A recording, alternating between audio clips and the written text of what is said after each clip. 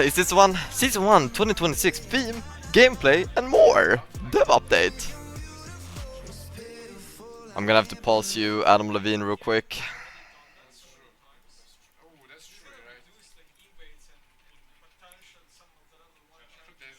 Can you guys hear this?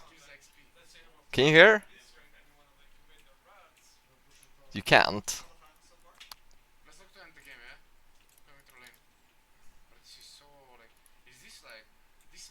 Because we're flying to Worlds soon, and we want to... Mr. Tech Expert over here.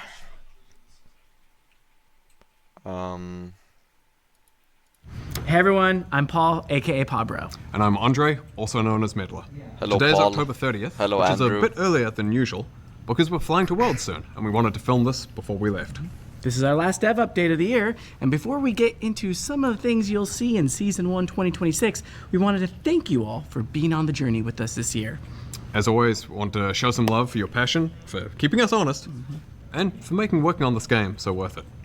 Now, in January, we'll be back to talk more about Season 1, as well as a little bit of what to expect for the rest of 2026 overall. But for now, let's get into it. We learned a lot this year about I feel like Season. these two are the Many main of you guys of liked Riot. what came with the themes, the map art updates, metagames, new champions, and champ updates overall, for example. But we also saw that if we leaned too hard into a region, it could feel very one note, especially when it comes to skins. And as it turns out, there is too much of a thing like Noxus. A lot of red and black. Yeah. So, we'll continue to find the right balance for thematic seasons moving forwards. And speaking of which, it's time to talk about Season 1 of 2026. For this, we wanted a contrast from 2025, with its They're removing ancient top danger, lane, a are darken, they? and quite a bit of scheming throughout. Chat, what I want happening for 2026, remove jungle role, make it a 4v4. I want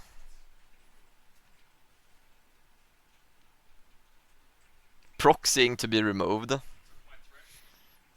Yeah, that shit is ass, let's be honest here. That shit is so uninteractive to play with and against. I want... I mean, there's not gonna be champion buffs in this, obviously, so there's gonna be some huge gameplay updates. I would like some... I would like a new mechanic to the game, you know what I'm saying? Like Adacon was added this season. It was kinda mid. I would like something that gives a little oomph to the game. Like something new. Anyways. So next year, we want to kick things off with themes of unity, hope, and justice. With a drop of righteous judgment thrown in there for Turret respawn was the worst thing they've ever done in the game, by the way. good measure.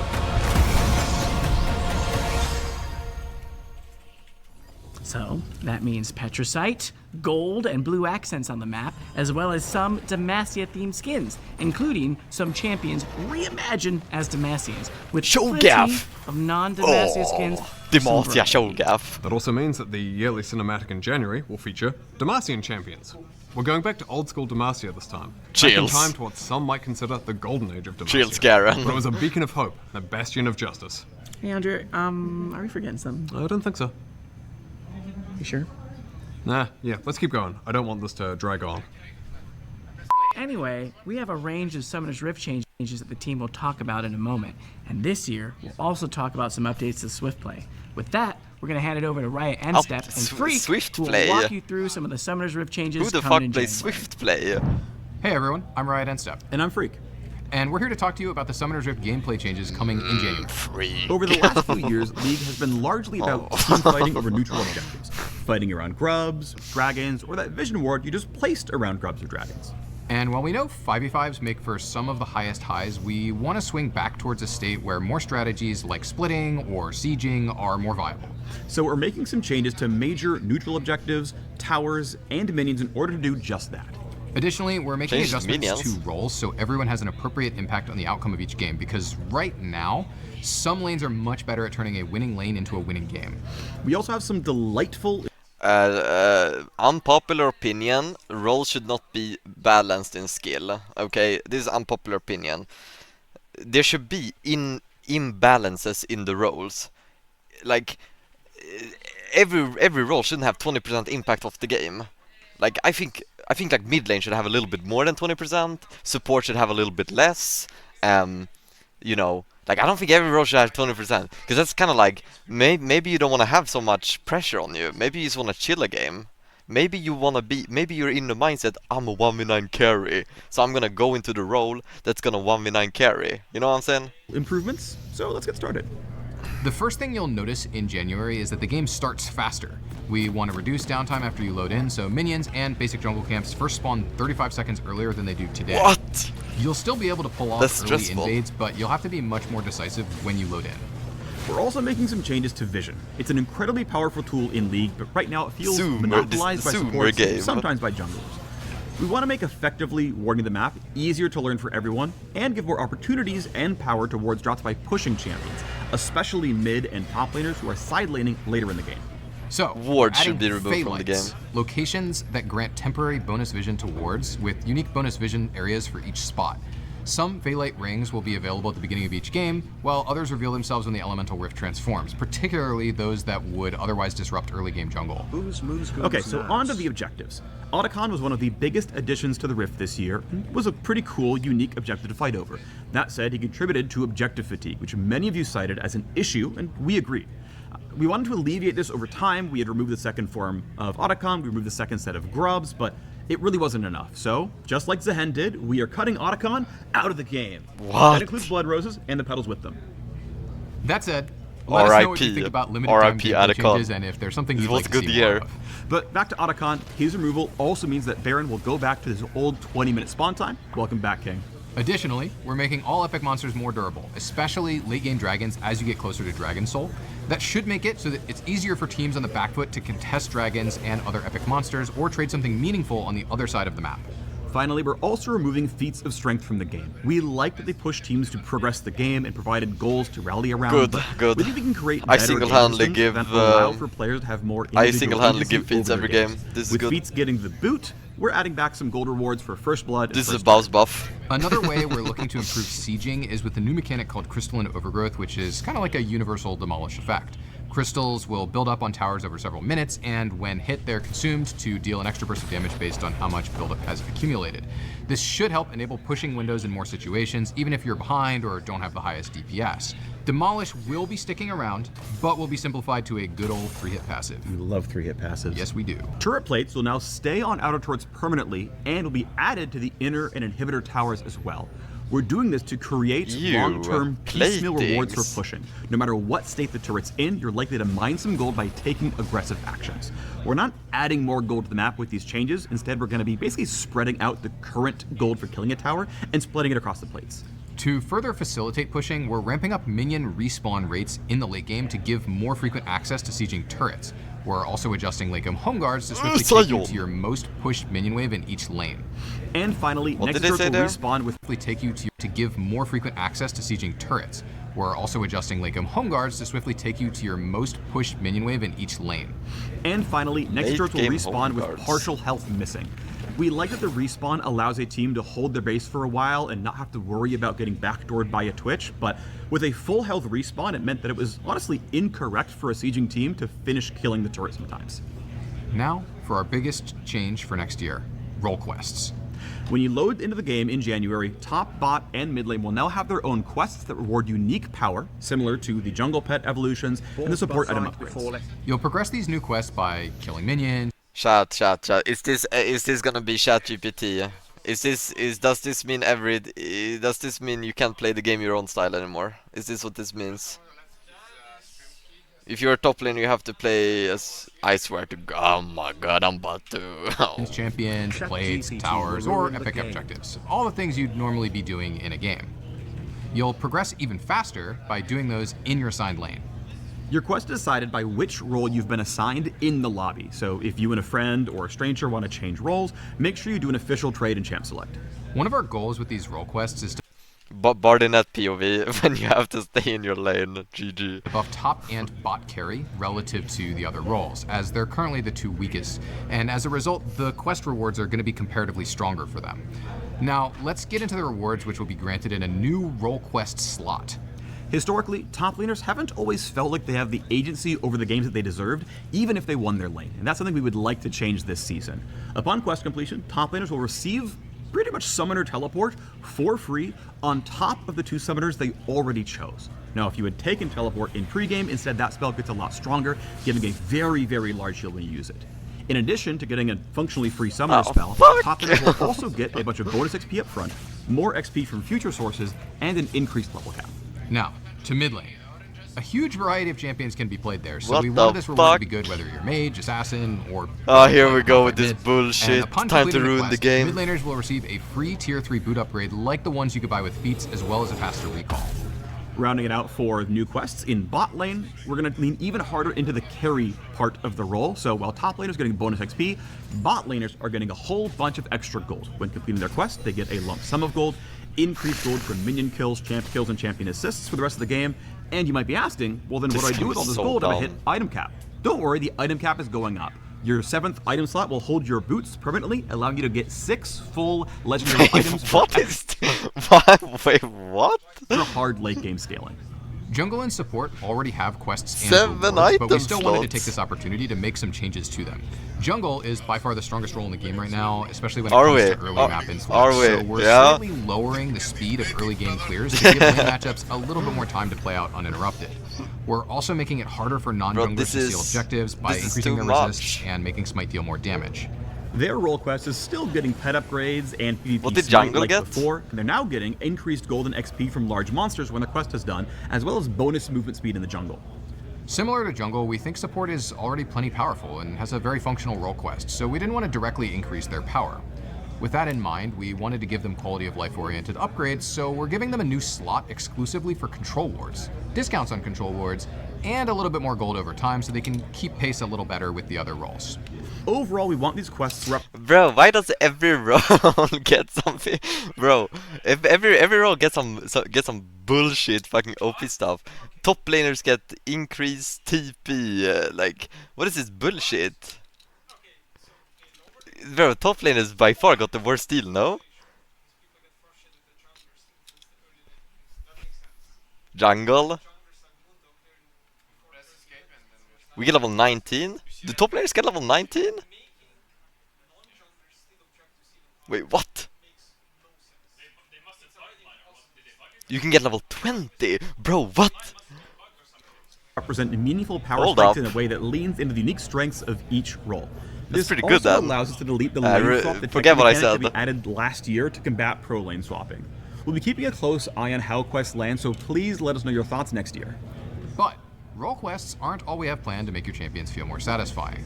We're going to bring back a few items to the Rift for each class, to give them some shiny new toys, including bringing back a few familiar favorites like Hextech Gunblade. For example, we're adding the new Scepter of Bonking for AP fighters, which will empower your Spellblade Bonk to double your on-hit effects. That's not the final name, is it? I would like it, but no, we're probably gonna give it something in canon. I do love bonking. Well, anyway, given none of these names are final, if you're an AD fighter without a good way to get Omnivamp, you can grab Blood Sphere, which will give you some Omnivamp and also ability haste scaling with your AD. Or if you play an AD carry who's really good at auto-spacing, you can pick up Snowbow for extra range on takedown, plus damage amp based on how far away you are from your opponents. We took a hard look at which subclasses didn't feel like they were getting enough support from the current item system and worked to fill those spaces. So we're hoping many champions have at least one of the 9 new items that they can get excited about. 9 new Speaking items. of which, we're also adding crit damage back Big. to 100%. All right, we know that was a lot to cover. We're excited to hear what you think of all these changes as the new season kicks off. And in case you're looking for even more details or insights on these changes, make sure to check out the dev blog that's live right now.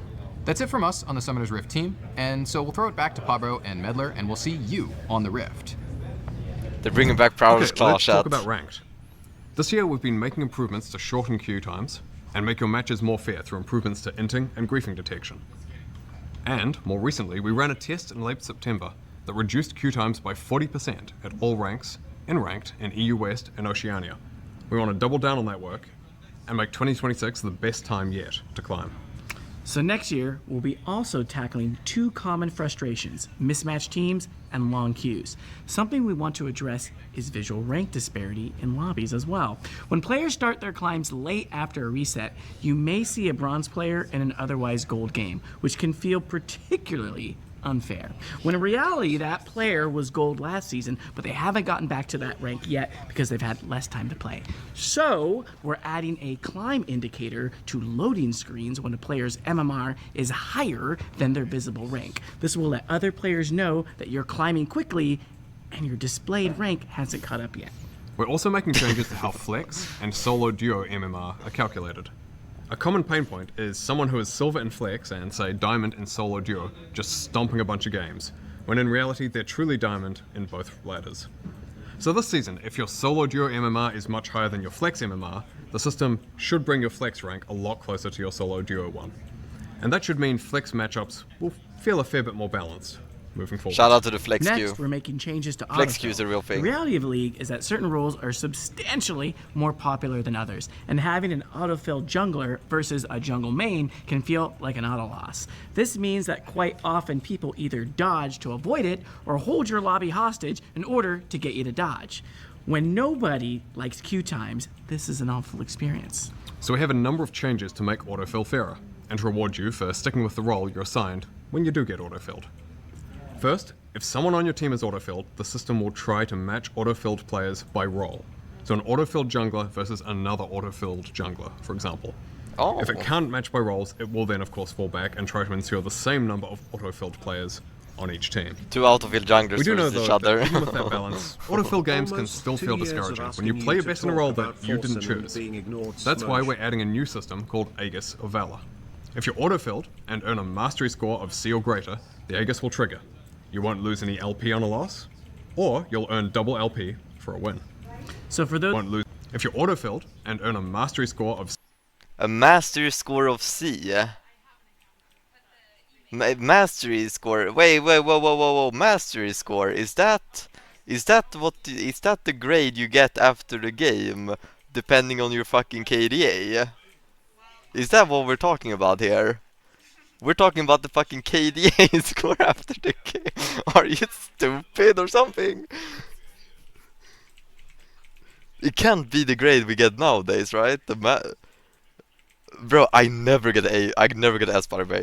I haven't gotten S in. Can you even check that? Where can you check what grade I got?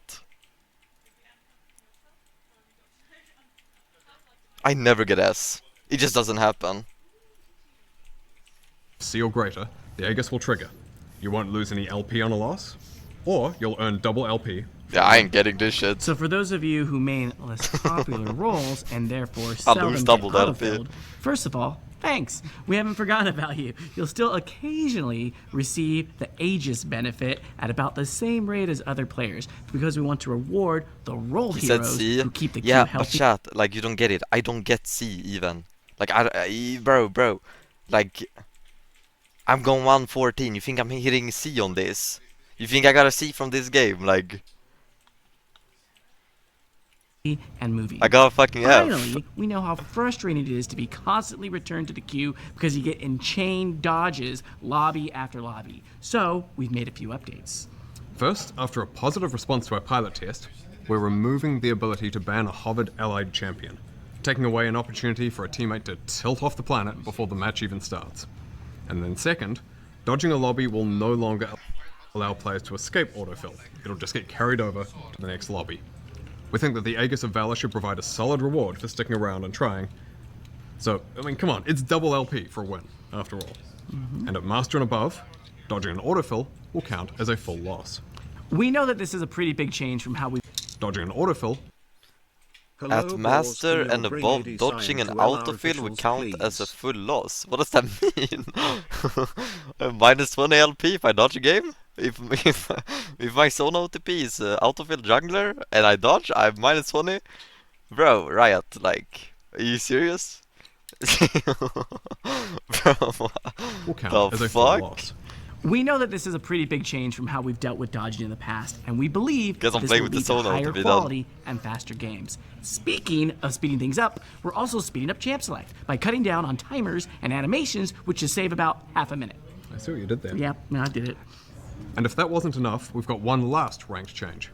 We're adding back duo queue to higher ranks, including Challenger, in most regions. damn. For so many people, League is better with friends. And in the past we disabled duoing at Apex tier ranks because it's so often led to rank manipulation. But, because of the improvements we mentioned earlier, as well as the ongoing work on boosting and ranked manipulation detection, we're confident that we can bring back high MMR duoing without it being so abused. So, call up your friends. It's duo time. Switching gears, let's Or talk this about other Swiftplay. guy is... Swiftplay is pretty popular, He's and we something. think there's a lot of room for further improvement. And we want Swiftplay to be that place where you can get in a quick game, where you and or some friends can practice No new one champions, plays Swiftplay, or by where the new way. players can No come one plays and this. learn and get their footing on the Rift. That means Swiftplay should still be somewhat competitive while providing quicker queues, faster games, and serving both new and existing players. So, we're rolling out some changes that should address the overall pacing, touching objectives, laning, and the jungle. To start with, we're bringing over a lot of the changes to Summoner's Rift generally that were talked about earlier in this video, except for role quests. Who will you duo Now, with? for Swiftplay specific changes though, the first thing we're tackling is game pacing. Swiftplay games are actually a bit long, and the general consensus is there isn't quite enough action. So things like long death timers, focusing on CSing in lane, and objective overload all take away from the promise of Swiftplay. So we want to get you to the action faster and more often. Now, while some of the Season 1 changes will help address this, you'll also start Swiftplay at level 3 with some extra gold similar to ARAM. We're also lowering death timers across the entire game so you're getting back into the action quicker. Zoomer And in order game. to keep the game from stalling out, we look for ways for you to capitalize on the shorter death windows.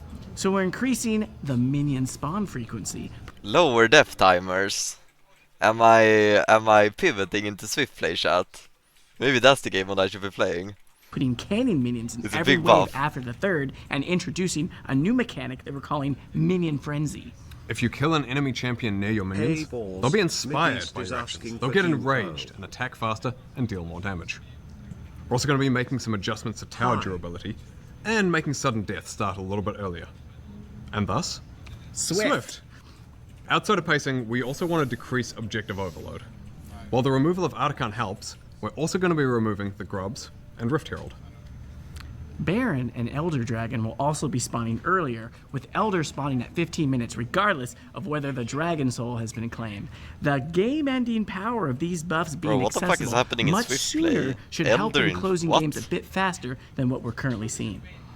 And with Elder Dragon moving up, the Elemental Rift will transform after fuck is one happening dragon, in Swiftplay? and you'll get the Soul after 2. Finally, rounding out these changes for Swiftplay, Jungle.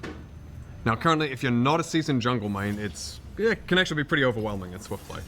These broader pacing changes around neutral objectives should make it feel much more comfortable, and like you're not being swarmed with objectives all the time. Now we know this is a ton of information and changes, but the goal here is for Swiftplay to feel swifter without it being so dense that it's overwhelming. We have a dev blog coming out today that will cover all of these changes, plus a lot more detail behind the specifics, so if you want to learn more, go for it. Hi everyone, I'm Dashi Jador, product lead, back again to chat about WASD, this time with... The tech lead for WASD. I'm Riot, call me KT. Now that Hello. Worlds is over and we're getting closer to the end of the year, we want to check back in on the wild world of WASD. We've been on the PvE for a few months now, and in that time we've caught and squashed over 100 bugs. All thanks to the feedback we received from all of you creative, maybe a little unhinged PvE players who've been helping us find, identify, and crush all of these pesky bugs. An extra special thanks to the players who are able to re-trigger the notorious new bug. Even beyond bugs, PvE players have been giving us great recommendations and PvE requests. players are unreal, by the way. One Redditor recommended that we add an option to do a Redditor single like button this input to from move these at a people. 45-degree angle up and down the lane. It sounded pretty wild at first, but we found I can't imagine a PvE player. Like, Have you I can't jerked off to the imagine. face of one Like, shot yet? PvE players are losers. The whole bunch of them. Oh, I'm gonna check the PvE. I'm gonna bug test for Riot Games. It's like, bro, you're not even getting paid to do this. Like, come on. You know they're playing on 200 ping as well. Like, I don't get it. I just don't understand PvE players. through our internal testing that it actually saved a lot of finger pain. So it will be available as an accessibility option for WASD players going forward. Since our debut on the PvE, we've been continuously updating all the different facets of WASD. We've made improvements to navigating around minions, wall sliding, the new dynamic lock camera, and more.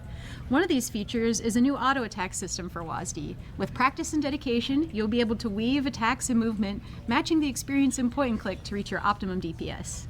Our goal is to keep WASD as an alternative control scheme at all levels of play, not just for brand new players. At all we'll be keeping an eye levels. on feedback as well as our That means internal pro data play to as well. ensure it remains Hold an up, is it equitable time? experience. We've also been updating our dynamic locked camera. We've added the highly requested ability to tune the camera speed to your liking. Along with these settings, we heard your feedback on wanting a way to scout ahead, to check for ganks, look at other lanes, and much more. So we've introduced a new feature appropriately named the Scout Ahead mode. When you're in dynamic locked camera, you can hold your middle mouse button to freely move your camera and you'll snap back on release. These features, along with all the bug fixes, will be available when WASD goes live tomorrow in all queues except ranked and normal draft games. We're choosing to keep WASD out of draft modes for now, as we want to make sure you can have a smooth process for your ranked climb. It's not in ranked. Really? Tomorrow? Well, WASD will be live in all unranked queues except normal draft in patch 25.24, which for many of you should be tomorrow.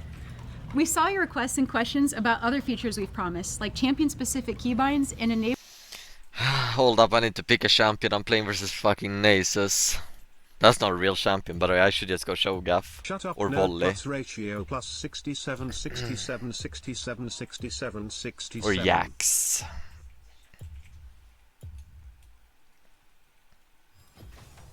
Play a volley game.